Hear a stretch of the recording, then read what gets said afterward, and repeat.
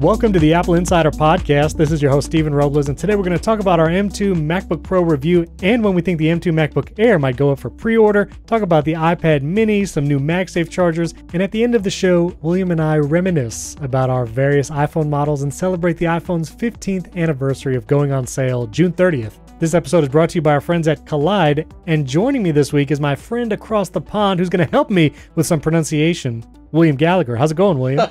It was going great till you said that, and now I'm wary. Okay, please remember the pronunciation varies across the UK. Terms and conditions apply. Terms and conditions apply, yeah. No. Last week, this is going to be a little follow-up right here at the top of the show. Last week, there was a news story about the town of Gloucestershire. I've been there, William. I've actually been there and taken pictures of some cathedral there. I forgot what it was. But I've been there, and I asked our listeners, because we have a lot of wonderful listeners from the UK, how you pronounce it, and then people tried to phonetically spell it on Twitter, which I don't know if is helpful or not. But how do you say that word, William? It's Gloucestershire. It is Gloucestershire. It is Gloucestershire, except in my house where we call it Gloucestershire, but that's a reference to an Alan Plater play from about 30 years ago where he had some American characters praising the place with as many syllables as they could pack into the name as possible. But properly speaking, yes, it's Gloucestershire. Okay, yes. Okay. So did I say it right? I don't know if you heard me say it in the last episode. I thought I said Gloucestershire. That sounds right to me saying it now. I seem to have heard it 5 different ways in the last few seconds. I'm confusing myself. Yeah. We also know it is up the road. Yeah, you just basically have to not say a lot of the letters. I think that's how you pronounce things in the UK, right? Yeah, that sounds fair enough. I always thought that was to do with French, actually. Maybe it's all Romance languages. You just kind of assume the letters are in there somewhere. Take a run up at it, and whatever you jump over is fine. Okay, yeah. Okay, very good. Well, let's thank a couple of our 5-star reviews. Cars from the USA, he said he really appreciates our voices, and especially yours, William. He likes even after that, even though, thank you, Cars. Even after all of that, Makimoto from the USA, and then pronunciations again, it's a struggle. Quentin de Jong? I don't know. He's from Belgium. I'm not sure what the Belgium... Quinn. Quinn. I know him better. Okay, that's what it is. Okay. Actually, is it him? I don't know. But Quinn, how you doing? I'm not sure.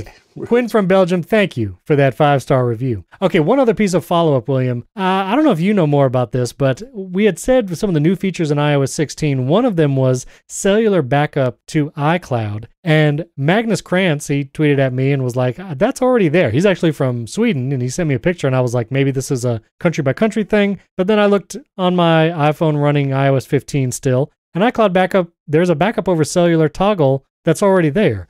So I don't know if you know, but I think this is not a new feature. It seems like this is a thing that you can already do. I don't believe I knew about it at all. Where has it been all my life? But yes, there it is. Well, I'm on I'm on iOS 16 and it's there. So at least it continues, but do I use it?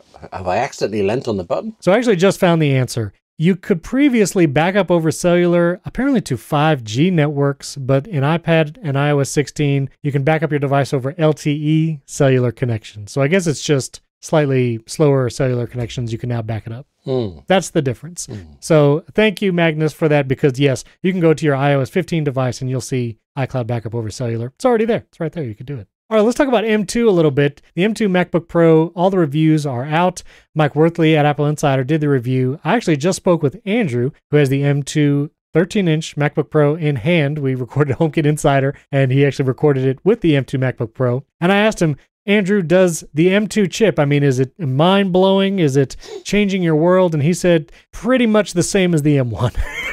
It's pretty much similar performance. If you obviously do a benchmark test, it'll benchmark faster than the M1 chip. Sustained performance, like rendering a video, he said he saved maybe like 15 seconds M1 compared to M2 when rendering a 4K video. So it's a 13-inch MacBook Pro, the one you already know, the design you're probably very familiar with. It's got the touch bar, love it or hate it, and it's just got an M2 chip now. And I feel like this confirms my belief. I don't know who should buy the M2 MacBook Pro for a 15-second savings on rendering a video. I think you should just wait for the MacBook Air. What do you think? I think Apple's thrown us a bone. here, for the first time ever, Apple's released a machine that doesn't make you regret the one you bought a few months ago. That's what they've done. Yeah. That is, you know what? That's exactly right. This M2 MacBook Pro does not give you that regret. You know, that might be the first time ever. That might be the first time ever. Yeah, so I don't know. Now, there's been a new rumor that the M2 MacBook Air, which is not up for sale yet, that pre-orders may open July 8th and might be available July 15th in stores. Apple did say it would be available sometime in July. Knowing Apple, that could mean July 30th or it could mean July 8th, but it should be available soon. I think if you are in the market for a laptop, you want to get one under $1,500 or under $2,000, the M2 MacBook Air is the way to go. The M2 MacBook Air has MagSafe charging, so you still have 2 open USB-C ports, Thunderbolt ports, even when you're charging the device. It has that slightly bigger display, the newer design that matches the MacBook Pros. I really don't know. Unless you absolutely can't get enough of the touch bar, you definitely should go with the MacBook Air. I also think this was hilarious. Malcolm had an article on AppleInsider. He said how to replace the dying MacBook Pro touch bar with alternatives. And so if you just absolutely love the touch bar and you don't want to get rid of it, Malcolm offered some alternatives. I like his first option is just learn keyboard shortcuts. That's his suggestion for those who missed the touch bar. But he also has some other suggestions like Sidecar, obviously using shortcuts to maybe do some of those things, using a Stream Deck, which I love my Stream Deck. I use that a lot. And also apparently there's a touch bar simulator utility where you can download it and you actually have an on-screen touch bar. William, what is happening? Well, why is this the thing? An on-screen touch bar simulator for a Mac, which doesn't have a touch screen, so you can't touch the touch bar simulator touchily. Okay. This is what I'm saying. I don't understand why that exists. But then his last recommendation, which I know I think you use this tool quite often, is Better Touch Tool. Yes. You use Better Touch Tool, don't you? Yeah, and you just mentioned Stream Deck. Right now, Better Touch Tool, it's in the process of coming out with a Stream Deck controller. You can replace Stream Deck's own controls completely and use Better Touch Tool's more Mac-like ones and things. I've used it for about 1.5 minutes and I like it so far. Better Touch Tool is one of those things where you buy it to do one thing and you find out how much else it does. So yeah, right. I like Better Touch Tool a lot. But I'm also with Malcolm over learning keystroke. The speed, once you remember these strokes, is great. I actually have trouble now finding a new keystroke combination that I'm not already using. So it's, yeah, I'm deep into those. Yes. Yeah, whenever I try to tell someone, one of my favorite keyboard shortcuts, I use it all the time, is paste and match style. Basically, when you're copy and pasting from one document or website to another, it could have different fonts, they have different sizes, and so it doesn't match. So rather than just doing Command V or paste in just a regular paste, you can do Shift Option Command V, and it will paste whatever text you had on your clipboard, but match the font and sizing of the document you are pasting into. Yeah, it's one of my favorites. I use it all the time. But, whenever you try to tell someone about a keyboard shortcut that has more than just 2 keys, yes. I think you lose a lot of people. But it's worth it. I think it's worth it. Such a long time ago now, I was in a BBC newsroom, and I promise you this was reasonable. I ended up telling somebody what my favorite Adobe Photoshop shortcut was, and the whole room just looked at me. It was, yeah. What was it? Do you remember what it was? No, I can't. I remember it was really contorted. You had to use 4 fingers on one hand to do whatever in the world it was. But no, isn't that funny? Muscle memory is gone now on that one. Yeah, I try, because I do program some keyboard shortcuts for different things, especially app-specific things. And listeners, if you didn't know, you could go to System Preferences on your Mac, you go to the keyboard settings, and then there is a shortcuts area where you can actually program shortcuts, keyboard shortcuts per app. And so you basically, if you match the menu command in whatever app, whatever menu command, you match it exactly, you can map a keyboard shortcut to it. I typically try to do like Command Option and then a letter. And then I try to do a lot of shortcuts that way. Because once you get into like the FN and Control, I don't know, I get a little lost there. Yeah, that's different on different keyboards as well. Some you have to hold the function key, some you don't. So yeah, I avoid those. That's actually one of the reasons I have like 3 Keychron keyboard. Wait, no, I have 2. I have the K2 and the K3 Keychron keyboards, and I like typing on them. But they don't have an option button next to Command on the right-hand side next to the space bar. And so that one keyboard shortcut I do all the time, which is paste and match style, I can't do it on that. You have to use the option key on the left side, which again, this is like a first world problem, but it's just one of those like muscle memory things. It's really hard to break once you get used to them. Well, I use Control Shift H to do a particular job I do a lot, which is fine on my Mac Mini, but on my iPad with the Magic Keyboard or my MacBook Pro, where the Control key should be, there's instead this little globe key that gives you emoticons and things that I'll never use. So I have to remember to just slightly twist my hand when I'm on those two keyboards. Yeah. You know, I've also just one other tip. This is a tip episode because, you know, summertime beta season, news can be slightly slow. So let's get into some tips here. I actually, for things like Apple Watch, Apple Pay, Apple TV, whenever I want to tweet them or write them somewhere, I like the little Unicode Apple icon to show up rather than saying like spelling out Apple Pencil. It just has the Apple icon and then the word pencil. I've done keyboard shortcuts where if I type iPencil or iWatch, which feels sacrilegious, but I just do it anyway, it actually autocorrects using the little Apple Unicode symbol and the word. And so if I do iWatch in a tweet or whatever, or even on my phone, it will automatically switch to Apple symbol and then the word.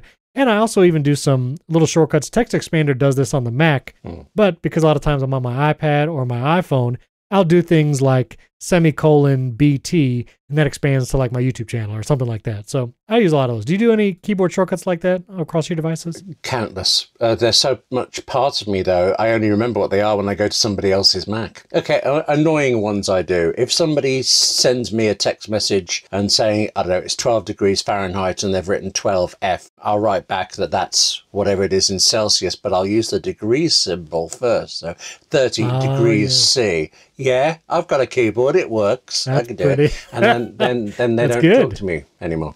So, But that's good. The little degree symbol, I don't know how to get to it. I would have to go to like the special characters menu. Option 0, but just between us. Options. Oh, really? Yeah. Yeah. I just did it. There it is. There it is. Listen, that one tip, William, worth the price of admission for this podcast episode. Let me just say, option 0. Wow. I also do for emojis because you can pop up the emoji window and, you know, on the iPhone, it's even faster, I think. But I have a couple of keyboard shortcuts for like the winking face, where if I just do semicolon parentheses, which is like, you know, the T9 texting version of a wink face, it'll autocorrect to the emoji. So you could do that. And there's a utility that you can get on the Mac called Rocket, where you can hit colon and start typing, and it'll basically search for emojis. It was really quick to do emojis. I really liked it, but sometimes the window like wouldn't go away and it was getting annoying. So I basically just took that idea and created some text shortcuts where I could do colon thumb, and it does like the thumbs up emoji just wherever I do that. So I could do that on my phone or my Mac. So I just do colon thumb, space, and it does the thumbs up emoji automatically. So okay, iPad and iPhone, text case. If you paste in a block of text, you can press a button and it will translate whichever words it can into emojis for you. I do believe it then says, if you must, I think is the button at the end, but there it will do it. Text case, is this the like $2.99 app right here, text case? That's the one. Yeah, I only recently discovered that it's on the Mac as well, but on the Mac I use Text Soap, which is a lot more expensive, but just better and things. But for odd use on iPhone and iPad, I'm using Text Case, and the other day I discovered it did this horrible thing. It also will turn your text upside down, so it's not always the most useful app, but there's lots in there that's good, and apparently some people like you like these emoji things, so, you know, need to give you the help. Okay. Now, William, it always amazes me the amount of utilities that you have running on that Mac over there of yours. So we're going to do another experiment here, if you would. If you would open a new Finder window, William. Okay. And if you would go to the Applications folder, and at the bottom, if you have the status bar turned on in your Finder, it should tell you how many items are in your Applications folder. William, would you be willing to reveal? Yes. How many items live in your application folder? As long as you're conscious that I radically cut them down when I moved to Mac Mini and didn't have a great deal of space in there. So this is ones I actively use. It's 204. Oh my God. Which way are you surprised? 204, yes. Oh, wait, one of them is setup, so that's a folder. Call it 203 in a folder. Well, now, wait, does setup... And utilities is a folder. Oh, hang on, I didn't open utilities. That's 225. 225, but now the setup folder, are there a bunch of apps in the setup folder? There should be. Let me just check. Oh, there's only 5 at the moment. Okay. Oh, and actually, I don't use all 5. I might cut those down. So you got about 230. Yeah, so something like that. Yeah. That seemed okay, listeners. Here's your tweet for the week. Tweet at William and I. How many items are in your applications folder on your Mac? I have 84. I have 84 items. You're not even trying. I do try. I try not to get too many applications on my computer. Whenever I get a new Mac, I typically don't use Migration Assistant. I did it once from my M1 MacBook Pro to my M1 Pro MacBook Pro because it was like only a year old and I pretty much had everything that I wanted. But like my Mac Studio, I set that up brand new and I only download the applications that I want and I try like to be very particular about when I install new applications. I don't know why. I like to keep it to a minimum. I like it streamlined. Yeah, absolutely. Efficient kind of thing. Yes, I'm with you there. Yeah, but... Well, apparently I'm with you, but not in spirit, if not in practice. Yeah, not in practice. Yeah, you have more than double. That's amazing.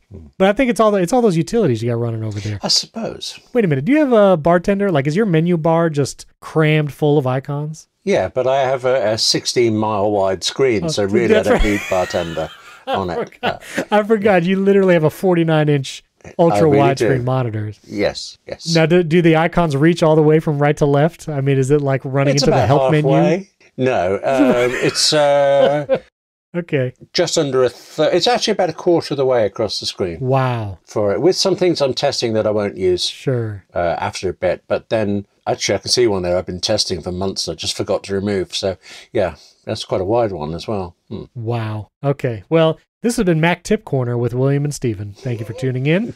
And now back to the M2 very briefly. This is just a rumor I wanted to touch on. It looks like the M2 Pro chip, whenever that comes out, may shift to the 3-nanometer process, possibly late this year, 2022, which would be a significant upgrade. You know, M1 to M2, we're not seeing huge leaps in performance, but if the M2 Pro chip moves to the 3-nanometer process, could be significant improvements in speed, but also in power reduction. Won't be as much of a power consumptive device as the M1 Pro, and that might give me some FOMO. That might be one of the things that make me regret my M1 Pro MacBook Pro. I might want to jump to that M2. We'll see. For such a brief while, I didn't regret my purchase, and now you're telling me I'm going to very, very soon. That's maybe not. I mean, if it's just a chip difference, they don't make any like hardware improvements. I mean, the new MacBook Pro design is significant. Like it's probably going to be that body style for a while. And that's usually when I feel like the Mac FOMO is when the body style change. When you can see the difference, that's when you want to change. That's why you got a Mac Studio, because it's visibly different to a Mac Mini. The Mac Studio is visibly different, like a big rock is visibly different from a small rock. Like it's not really a wildly attractive device. You know, Jason Snell, he was actually a special guest on this podcast a couple months ago. He calls it a homely design device, and I feel like that's accurate. It's sitting there. Harsh but fair. Yes. Okay. Yeah, I mean, it's just a big block of aluminum. I mean, that's basically it. But yeah, I will say, what Mac Studio, what is this, 4-month review, 6-month review? I don't even forget when this came out, but I still love my Mac Studio. Excellent. I've been doing a lot more video editing, a lot more 4K video editing with multicams. I've been obviously still podcasting. My main machine, I'm using it 8 hours a day. I love it. The Mac Studio is wonderful. The SD card slot on the front, amazing. And tomorrow, I forgot to even mention this, but tomorrow I actually have my first network attached storage getting delivered to the house, because it's time. It's finally time I became an adult and actually had a significant and respectable storage solution, mass storage solution. And so I got my first Synology, William. Wow. I got my first Synology coming tomorrow. Do you have a network attached storage, or like do you just have like kind of like 500 gigabyte hard drive sitting everywhere? The desk behind me has 7 hard drives of various ages and purposes knocking around. And most of them are unfortunately backups of each other. So I lose track over what's safe. I would like... Oh, it's hardware inception. Yeah, I would like to go the Synology route or something, but the sheer expense of the Synology itself and then the drives that fit it. I mean, none of my 7 would go into it. So I'd be starting from scratch, and feels like it useful, but really adding up. And actually in quite a dull way. If you spent all that money on a Mac Studio, I think you'd really enjoy it more. Well, No. it is not. There are various models of Synology. You know, you can get like a 2-bay for a few $100s. You can even get an older model 4-bay for like $400. So I got a 4-bay model, one of the newer ones, because trying to future-proof this. Like, I never want to hopefully buy one of these again, at least not for the next 20 years. Sure. So I got a 4-bay. I got like a bunch of 8-terabyte drives. But, you know, the investment is not, it's not crazy. You know, it's not crazy expensive. I'll let you know. I'll let you know how it goes. I'm going to use it as my Plex server, use it as my video storage solution. I'm going to have to learn all about RAIDs, RAID arrays and RAID 5s and RAID 18s, and I don't know anything about those. So I'll report back. I'll report back in the next episode. But I'm excited for my Synology. Also, one other new purchase, because I know I influenced you to buy the first model of this. I just want you to know, Belkin released a new MagSafe charger. One of our favorites, me and you, William, the MagSafe 3-in-1 Belkin charger that looks like a tree, where your phone and Apple Watch just float in midair, and then it's got a Qi charger at the bottom for your AirPods. They basically released a new model that looks exactly the same as the old model, but it has fast charging for the Apple Watch. Oh. And mine's coming today. I bought that right away because the fast charging for Apple Watch, we talk about it on HomeKit Insider, Andrew and I, but it is a significant difference when you're charging your watch for just a few minutes here and there, because I wear mine to sleep track. And so the fast charging on Series 7 is significant, I think. And I like the tree style charger is my favorite because it takes the least amount of surface area on a nightstand. Everything is visible. You can see your Apple Watch and phone screen kind of angled on there. So yeah, I don't know. Do you have a Series 7 watch? I forget. Yes, I do. And actually, at the last few months, I've been wearing it overnight so that I can get up at about 5 each morning without, disturbing the entire street. But so, yeah, it runs down overnight, but I put it on charge for half an hour or so in the day, and then I forget about it.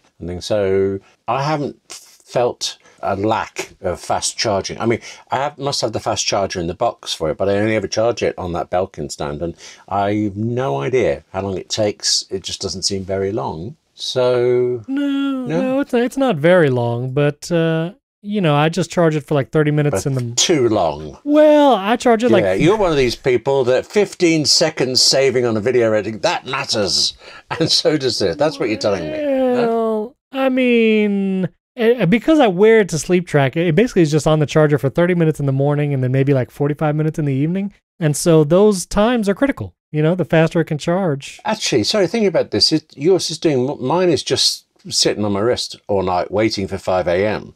I have a shortcut that runs in the middle of the night that changes the face from my regular one to a thing I can see in the middle of the night kind of face. Right. But that's it. Yours is actually actively recording data and presumably syncing to the phone and things. It's doing more work. Well, yours is too.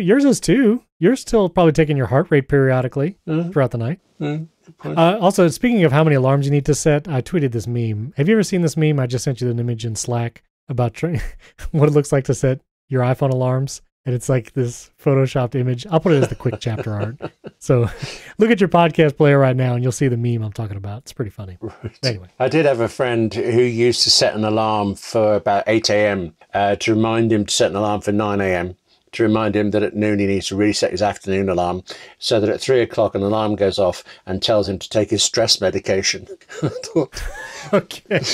Well, I felt like he was probably doing some damage there to himself over stress. But this episode is brought to you by Collide. If you're considering a third-party audit like SOC2, then you should be prepared to answer some tough questions about endpoint security. Auditors want to know that you have a system in place to monitor and maintain compliance across your fleet of devices, which means showing that your employees are using things like disk encryption, screen lock, and password managers. If you're not quite sure how to go about proving that, then you need to meet Collide. Collide is an endpoint security tool for Mac, Windows, and Linux devices that does things MDMs can't, and gives you the flexibility you need to meet your third-party and internal compliance goals. Best of all, Collide doesn't resort to surveilling employees or locking down devices. Instead, it works with end users to resolve issues and relies on their cooperation and informed consent. What Collide does is send messages in Slack to your employees and lets them know the steps they can take to better improve the security and privacy practices of their own devices. It works with end users to resolve those issues and relies on their cooperation and informed consent. You can meet your security goals and pass your audit without compromising on privacy. Visit collide.com/AppleInsider to find out how. If you follow that link, or you can click it in the episode show notes, they'll hook you up with a goodie bag just for activating a free trial.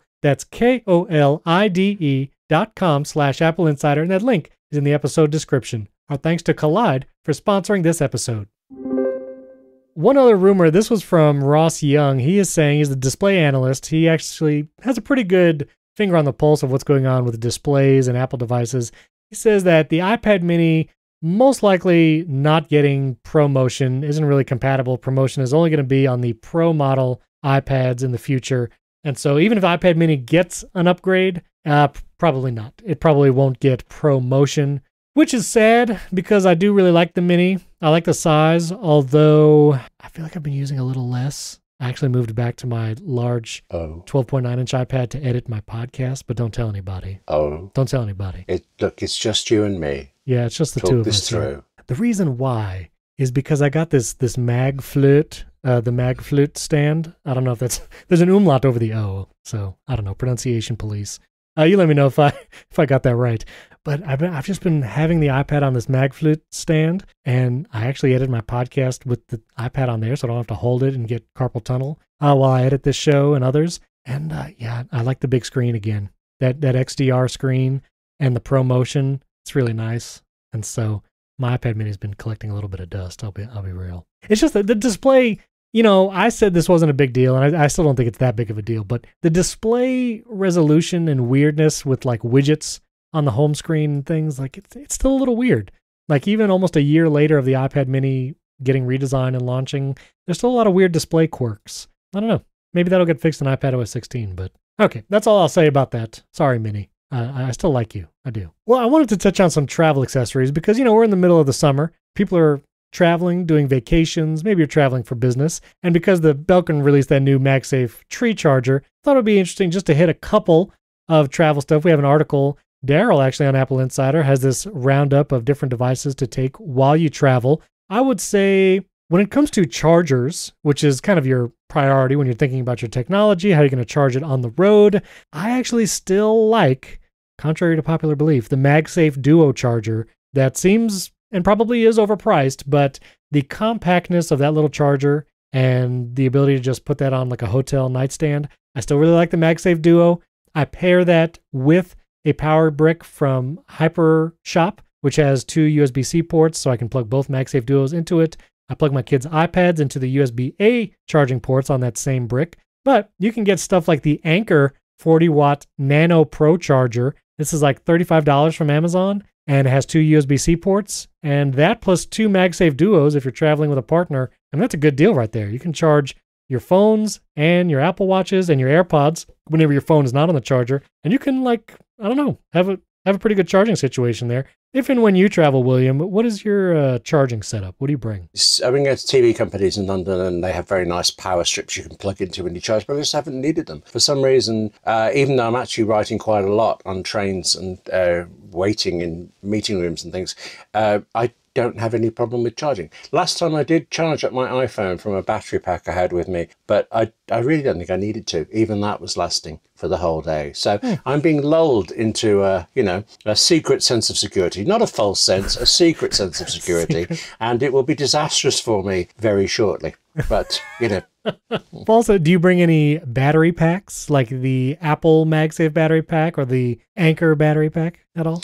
I have an Anker battery pack right in front of me, and I've used an Excitus one that I'm reviewing. But really, maybe it's just travel is still so new to me that it's not become a deal. I carry all the cables with me, and I will plug them in on trains and things if necessary. So okay. Maybe I'm just not using them as much as you. Well, I mean, I haven't traveled super recently, but when I do, you know, because I mean, we have 3 kids, and so like charging devices is always you gotta have solutions before you go. You know what I mean? You can't solve those issues in the moment usually without it being very expensive. But that's why I'll put some links in the show notes to those. I will also say I don't have one of these, but Mophie has a 3-in-1 MagSafe charger that like folds up so it can be portable and you can charge your Apple Watch phone and AirPods all at the same time, which is really nice. So that's there.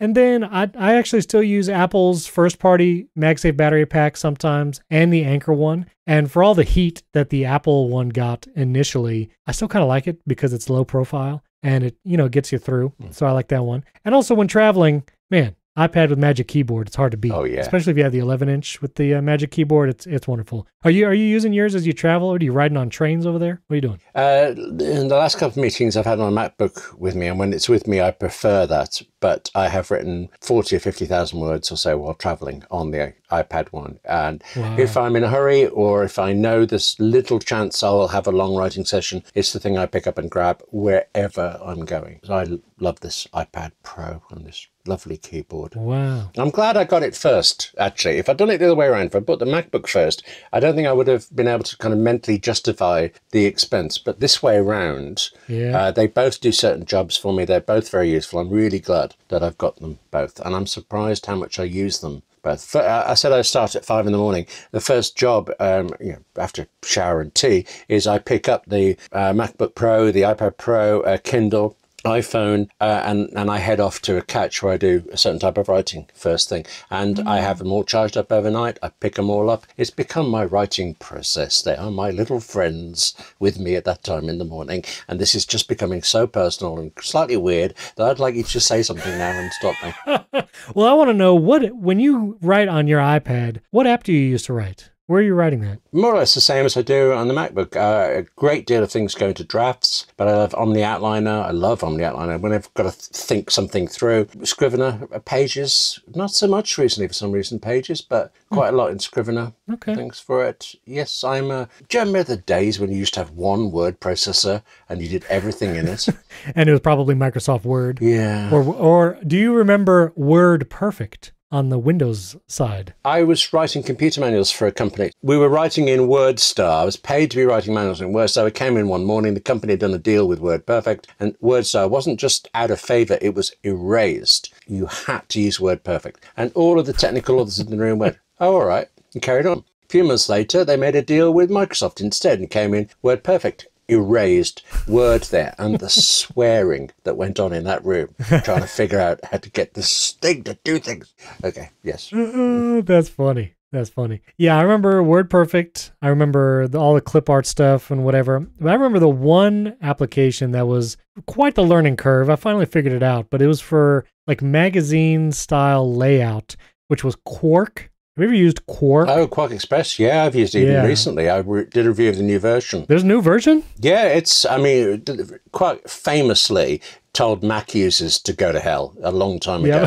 And then it's slowly come back, and it's been adding in amazing features along the way, but it's still not really convinced anybody that it's going to stick around. It is, and it's a really good app, and I know companies that rely on it. But it was beaten because InDesign is better, and at the time InDesign was pursuing the Mac where they weren't. At the moment, I've moved away from both of them, and I'm doing Affinity Publisher for one project, and I utterly adore that. So yeah, look at that. I'm going to put a link in this to show notes, but yeah, Quark Express 2022. I mean, this thing is like hot off the press, this piece of software. The thing with the Adobe suite, I mean, they just have so much integration. I remember in one business, they would use Adobe InDesign to lay out a project, a magazine, or brochure. And then Adobe also has a copy editor application as part of the Creative Cloud. And you can have someone basically just do the copy editing of a document, but not affect any of the layout, any of the graphics. And, that kind of integration, you really can't beat, especially if you're working across large teams. But Quark, still a thing. There it is. All right, so Brazil is getting on the USB-C train. We know that Europe, the EU, is trying to pressure Apple into adopting the USB-C port on the iPhone, getting rid of the Lightning connector. Well, it seems like Anatel, it's a Brazilian regulatory agency, they want to also standardize the charging, but their proposal would require companies to switch to USB-C by July 1st, 2024. So we're talking like 2 years from today. Now, a little context, Ming-Chi Kuo, who does a lot of Apple rumors, he has his analyst letters. He says that the 2023 iPhone 15 will abandon the Lightning connector instead of USB-C. So Apple would be about like a year ahead if it actually is enforced. And then, we had talked about in the past that maybe Apple will just go from Lightning to nothing, just do all MagSafe or wireless charging. I feel like that's not really possible in a year and a half. Like I can't imagine iPhone 15 having no ports. So I don't know, William, what do you think? Is this USB-C thing finally going to happen because of regulatory pressure, or are they just going to take it out and just say MagSafe only? Well, remember, I'm in the UK, which has announced it will not pursue the USB-C thing. It's not standing with Europe and doing the rest of this. And this is going to make no difference to Apple at all. There's no way Apple's going to release a UK-only one with a blessed Lightning port still in there. So we're going to see the change at some point, but I think it's going to come when Apple doesn't really care about it anymore. There was some talk about there being maybe Apple would release adapters, Lightning to USB-C adapters. I thought, yeah, if there needs to be a stopgap, they'll do that. But I see the wireless future coming as well. And I'd be mostly glad about it, mostly. I charge with MagSafe everywhere, my AirPods, my phone. The only place I don't do MagSafe is in the car because I still had not found... I know there's options out there for MagSafe car holding things, but I still like the Belkin MagSafe mount because it feels the most sturdy. And so I just plug the cable in my car if I ever need to. But if I went MagSafe in the car, it would be MagSafe everywhere. And then the only Lightning cable I would need, ironically, is for the AirPods Max, which you have to charge with Lightning, doesn't charge wirelessly or USB-C, which it feels like if they release a second version of the AirPods Max, I think they'll go USB-C on that. What do you think? If they do another AirPods Max, would it go USB-C? I actually didn't realize that the AirPods Max were still Lightning. Yeah. I'm quite taken aback by that. I don't know. Yeah. How can you be taken aback by a type of cable? But I was honestly surprised when you said it. I know. Well, all the other AirPods wirelessly charge, but I understand the AirPods Max are a little oddly shaped. But I mean, if the ear cups turned in a way that you could store them easily, maybe they could also be wirelessly charged easily, but we'll see. So before we get into the iPhone's 15th anniversary, I thought we could reminisce about our first iPhones and maybe what smartphones we had before our first iPhone. I want to do a couple quick plugs. A friend of the show, Basic Apple Guy, he has a great website. He has awesome wallpapers he tweets about a lot. He's actually doing a wallpaper bracket where people can vote for their favorite macOS wallpapers, and he's going to figure out which wallpaper comes out on top. So I'll put a link in show notes to his wallpaper bracket if you'd like to participate. That's pretty fun. And also, friend of the show, Pablo, he actually sent me an iMessage app recommendation, which I can't even remember the last time I installed a bespoke iMessage app instead of just, I don't know. I don't use apps in messages. Do you use any apps in messages, William? No, I don't. But sorry, my mind's still trying to decode wallpaper brackets. I have some brackets I fixed to my wallpaper and I mounted my iPad on it, but that feels like this is a different thing. I'm sorry, William. This is a sports thing. This is a sports ball thing. Okay. Stop there. That's fine. Okay. Yeah, which sports, I would really interesting. I would not be familiar with it, but I've done my own brackets for like Disney animated movie songs. Like I've done brackets like that in other podcasts. So that's the only reason why I know what a bracket is. But he's basically going to be putting wallpapers head to head from old to new macOS versions and find out which one people vote to be the top, the most favoritist macOS wallpaper ever. So that's what the bracket is going. So there'll be several rounds. This is like the first round to decide which ones. It's got some old tiger and leopard wallpapers. It's pretty fun. Okay. But now to the iMessage app. Pablo sent me this app called Very Necessary Reactions. And I had not heard of this before, but basically it's a sticker app. Which, stickers, I typically don't use in iMessage. Stickers, like you can get Alto's Adventure stickers, or even like Bear, the note-taking app, has stickers where you can tap and drag a sticker onto messages in an iMessage conversation. It only works with iMessage, not SMS. But you can drag like little stickers on the messages or all over the conversation. Well, Very Necessary Reactions, it's stickers, but they look just like the tap back reactions, like the thumbs up, the exclamation point, or the heart. And so basically you can say things like bet, or buy, or chill, and they're all in like the little bubbles that look just like tap back reactions in iMessage. So if you get this app and you use them as stickers in an iMessage conversation, you'll probably really confuse someone and they'll wonder how you got these other reactions, and they'll assume it's like built in because they look just like the built-in ones. So I don't know how they got away with this, like mimicking the design exactly to Apple's, but it's pretty funny. If somebody sent me a message that said chill, my first thought would not be, what method of processor did they use to get that app sticker there? It would be, right, Okay. Do I have to work with this person? Or I would. What would I send you here? Let me look. These bubbles are very small. If you send me something cool, William, I could react with a little dope. Like I would say that's a dope thing, whatever you said. You know, a dope in the UK is a stupid person. Well, I think that's also the same in the U.S., but I think right. in of other... course, Dopey is one of the seven dwarfs, yes. Okay. Yeah, that's the reference people are going to think of first, the seven dwarfs.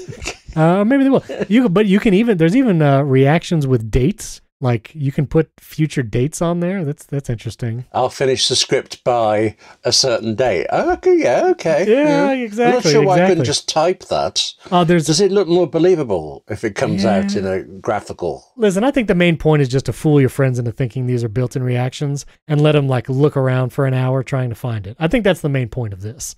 It's just to confuse your friends. Right. So, and I respect that. And every Android fan I've got won't bother. But okay. Well, they you can't use stickers there. No. All right. Now comes I'd like to reminisce, William. This is the reminiscent part of the episode because it was the 15th anniversary of the original iPhone going on sale. June 30th, 2007. That was the date you could wait in line at an Apple store and buy the original model iPhone. Luke Miani, he actually had a video go up on some prototypes. He got his hands on some early prototypes of the iPhone that date back to 2006, which is pretty interesting. Put a link to our article there. But man, the first iPhone, I did not have an original iPhone. Did you have the OG? It's in my hand right now. Oh my goodness. Original iPhone. Except for me, it wasn't 15 years ago because in the UK it was several months afterwards. I don't remember when now, but I was so envious for those first few months. But yes, I have it. And unfortunately, I found out this week my original iPhone no longer works. I tried charging it up again and it just gets stuck into a loop of the Apple logo. So it is no more. But it's so nice. No more. But the fact that you have it physically in your hands, I mean, that's something. I did not have an original. My first iPhone was actually the iPhone 4. Yeah. I missed the first 3 generations of iPhone because... What were you doing? Well, I was on Sprint, and I was on like a family plan on Sprint. And, back then, cellular contracts were like trying to break up with the mafia. It was very complicated. iPhone was not available on Sprint then. I don't think it was until like the iPhone 5S or something. But did you wait in line to get that original one? Did you get it on launch day for the UK? Yes, I did. Wow. I had to remember. I'm surprised I had to remember, but yes, I queued up and I got it. We had the advantage that by the time it came here, there was a big price drop. Yes. So it was actually slightly less, but then currency conversion rates, it still felt like a lot. Yeah, it was definitely the most expensive phone I bought at the time. Now it seems cheap, but, back then. Yeah. Yes, I can remember holding the bag. Actually, I've still got the bag somewhere in my office. Wow. Do you still have the box? I assume you still have the box. Oh, yeah. Yes, somewhere. Oh man, he said confidently. Yeah, I missed it. I remember I had a close friend. He got the original iPhone on launch day. He had it in one of those Sena leather sleeves. He didn't have it in a case. It was in this little like leather sleeve that he would take it out and he would hold just the naked phone when he was using it. And I still have a sense memory. We were in like a movie theater and he took it out of his pocket and I saw it for the first time. And I followed Apple News at the time, but not super close. And when I saw that thing, it was just incredible. Like for the time, it was an earth-shattering device. So different, so future-focused, like so forward-thinking of a device. And I remember, I'd be curious if you had a smartphone before the original iPhone, but I did. I had many Windows mobile devices and then even Android devices. I used like the HTC Touch Windows mobile device. I actually had a Palm Pre, which came out around the same time as the original iPhone and iPhone 3G. I had a Palm Pre. That keyboard broke in like 3 days. Like I dropped it and just that sliding Palm Pre did not last. I had a BlackBerry Tour and I even had like an Android HTC Hero on Sprint because that was like the only Android phone on Sprint and it had the little trackball at the bottom. Terrible phones, horrible phones, but that, I had smartphone experience before. Oh, I also had a Palm Trio 755p on Sprint. And it was the first Trio that didn't have that huge chunky antenna sticking out the top. And that really felt like you were doing it. You had the nice Trio with the full keyboard, full buttons, touch screen, stylus, can install Palm OS apps. I thought it was something. And those were my pre-iPhone smartphones. Did you have any smartphones before your original iPhone? I don't think so. I remember trying some, particularly, I've got this vision of being in some sort of motorway service station, really needing to do something online. And my wife had a smartphone and trying to get the internet on it. I don't think I actually managed to do what I needed to do, but the impression I had was that this was all expensive, worthless, and then along comes the iPhone and does it all right. I mean, you were saying about it looking futuristic. It looked right to me. I remember just playing with it now. Got this physical memory came back of realizing the mute button was that little switch on the side. Yeah. Because just a few months before I'd been in a theatre, it was a short play of mine going on, so obviously phones were off, but I was expecting some important guests, so the phone had to be on. So I was standing there trying to work out how to get this phone to go to silent, and I just couldn't. And then here was an iPhone, and it was just, you touched it, Yeah. and it was off. I touched it, and it was back on again. And back then, maybe our younger listeners don't remember this era, but capacitive versus pressure-sensitive touchscreens, like that was a thing. All the smartphones were trying to use styluses, and so they were not capacitive touchscreens. And so when you actually tried to touch the screen with your meat finger, like it just didn't work. Like you had to use like your nail and kind of curl your finger to get your nail to actually tap something. So when the iPhone came out and it was a fully capacitive touchscreen and a good touchscreen with software that tricked your mind into thinking it was super responsive, opening an app, it would show like a JPEG first of the frozen app, so it felt like the app opened quickly and then it would kind of load in the background. Ken Kosienda's book, Creative Selection, is amazing to kind of talk about all those things in the keyboard. But it just felt, it was very different. It was very different than the other smartphones at the time, obviously. And I still remember during the keynote when Steve Jobs announced it, it was announced in January 2007, went for sale in June. But when he announced it, he showed all the BlackBerry and Palm devices with the physical keyboards. And physical keyboards, they lasted a little while, even after the original iPhone launched. I remember when Windows tried making their Windows Phone for a while, I had a Dell Venue Pro. Listeners, I really want to know if any of you recognize any of the phones I'm saying, because this is, I'm like nerding out right now. But the Dell Venue Pro was another slider phone like the Palm Pre that still tried to do a physical keyboard. And that was like 2011, 2012 timeframe, like 4 or 5 years after the original iPhone launched. And it was, I don't know, it's amazing to think. It's also amazing to think 5 years from now, William, the iPhone will have existed for 20 years. Yeah. Like 2 decades. Like even just to think it's been 15 years, it just doesn't feel right. Does that feel right to you? I've actually got my iPhone 13 Pro next to my original iPhone now. And when I look at the two together, I think maybe yes. But I was still, I wrote an article about the 14th anniversary. I don't know why I was surprised by the 15th coming round. Do you know it was a year later? But I was. It seemed wrong somehow. Yes. Yeah. A lot of people say if you compare iPhone 4 to an iPhone 13, like it's very similar. The design is not that different. You could argue that the internals are extremely different. The capabilities of the devices today compared to iPhone 4 and 5 era. But I also think it's a testament to the original design. Like that original design, even software and hardware, the grid of icons and all that, like it was a great balance between user friendliness and, short learning curve for people new to a smartphone, but also could scale and is still kind of the primary home screen interaction method today on the iPhone 13 Pro. But I think it speaks to the great design of that original and those early model iPhones.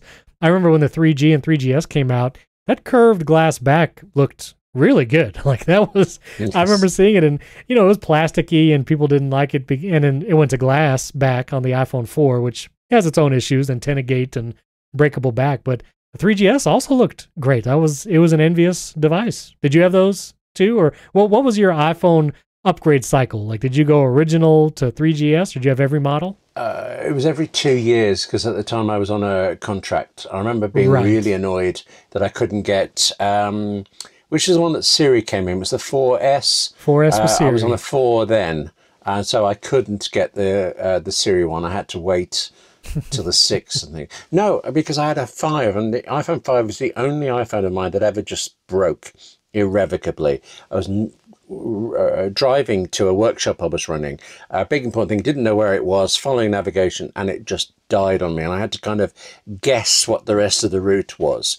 And I did make it. But it was actually irreparable. And I needed a phone. I didn't want to buy a phone. The iPhone 6 had come out, but it didn't seem that much different. So I kind of went into the Apple store, cheapest iPhone you got, thank you very much, go. So all of the usual fun of picking it and thinking about it was gone. It was just, I have to have it today, necessity. And I kind of resented that 6 for a while. But then I think it was an 11 I got next on things. And that's a huge jump. And when it is a big jump like that, you really appreciate the differences. Wait a minute, you went from a 6 to an 11? Yeah.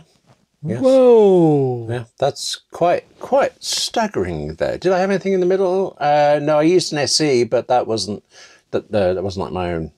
William, that's like 5 years. Yes, that's like 5 years with the iPhone 6. Yes. Well, isn't it? Chris Evans has just the story is that Chris Evans, the actor, has just given up on his 6S after 7 years, but we don't actually know when he bought it. He could have bought it a year or two later. A mere 4 years ago. So just about 4.5 maybe. Wow. Yeah. I can't remember where in the cycle of the iPhone. It was definitely the 6, not the 6S. So I think it was mid-run of the 6 when I had it, however long that was. And it's a good phone. In fact, I was actually using it as a backup recording device until just a few months ago. So I came to respect it, but I didn't enjoy it. And that whole process meant I didn't really pay as much attention to iPhones for a while. Wow. That's something. I think I had gotten every model with the 4. So I did 4, 4S, 5, 5S, 6, 6S, and everyone since. And I did go in person for all of those launches. Like I would get it on launch day. I would go in person to the Apple store. And I think it was with the 11 I think it was the 11. I was like, enough of that. I'm just going to try and trust UPS and get it on launch day. Which it did mess me over with the 13 Pro. I think this 13 Pro was the first time I had to wait till Monday because UPS knocked and I didn't hear it. And I tried to drive down to the UPS store and they were like, nope, sorry, it's locked up in a truck somewhere. And so I had to wait till Monday. So that was like the first time from the iPhone 4 through the 12 that I did not get it on launch day. But I got a little emotional. I know it's really silly. Yeah. But when you break a streak like that, I was like, man, that really stinks. So I don't know. Maybe I'll go back to going in the stores. I really don't want to. I really just prefer it to be shipped to me.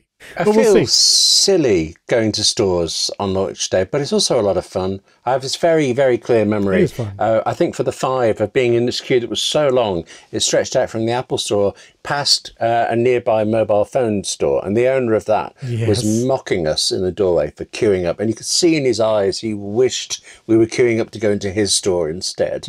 Right. So I kind of felt for him. I know on launch day too, like if you make your reservation at pre-orders like you're supposed to, if you go to the store that morning, there's like the very, very long line for everyone who didn't make a reservation. Maybe they didn't know they were supposed to. And then you go up to the Apple employee and they're like, do you have a reservation? And you say, absolutely. And then they escort you to the very, very short line of like 3 people right in front of the store. And you feel all these dirty looks from people waiting in that long line. And you're like, you couldn't have made a reservation too. Sorry. But yeah, it's always a fun experience. Going to an Apple store on an iPhone launch day too, because it's like all hands on deck, like every employee that works at that Apple store is probably there.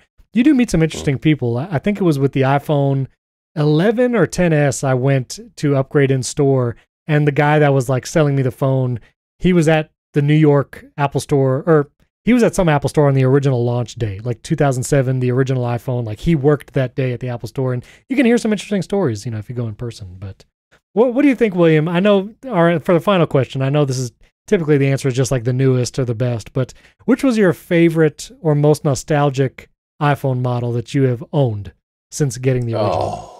I'm trying to make some noise to cover up while I think. That's right. I'll cut out all the space. I'll cut out all the gaps. Okay. Some of my best work there. Okay. I think the joy for me was the 11. I must tell you, I must have had I had a large scale. What was it? Was it 10S? I went for the biggest iPhone. I tried it. It must be with the 10S. I'm lying to you. The so 10S Max. 10S Max. 10S Max. Thank you. And I really liked it. And then I think I couldn't justify the cost, I felt. And the next year I went to the smaller one, got the 11 Pro, and I utterly loved it. I loved it so much more than the Max that I'm not going back to the bigger size then. And I think that the love was for the 11. That's where I think it was. What about you? Oh, man, I really loved the designs of the 4 and 5.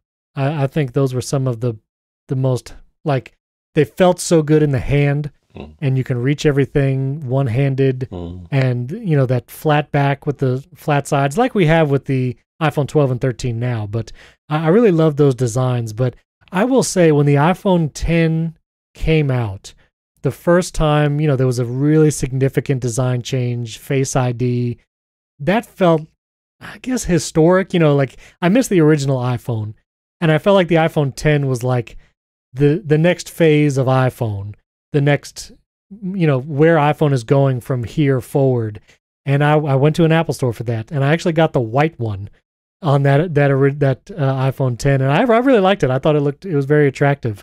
But I remember getting that iPhone in the Apple store, taking it out of the box, doing Face ID for the first time. It really felt like now we are in the future. Like this is the future, and it was really exciting. And so for a launch, I'd say iPhone 10. For a nostalgia factor, I really loved the 4 and 5 designs. But, well, listeners, that was a lot of reminiscing. That was a lot of fun. I hope you enjoyed it as well. Tweet at William and myself. What was your favorite or most nostalgic iPhone model? I would love to know. And you can also ask us anything on Twitter. You can also support the show at patreon.com/AppleInsider and directly on Apple Podcasts. You can get an ad-free version of the show and early access. And if you haven't yet, we'd appreciate a 5-star rating and review in Apple Podcasts. We'll give you a shout out at the top of the show. Thanks for tuning in. We'll catch you next time.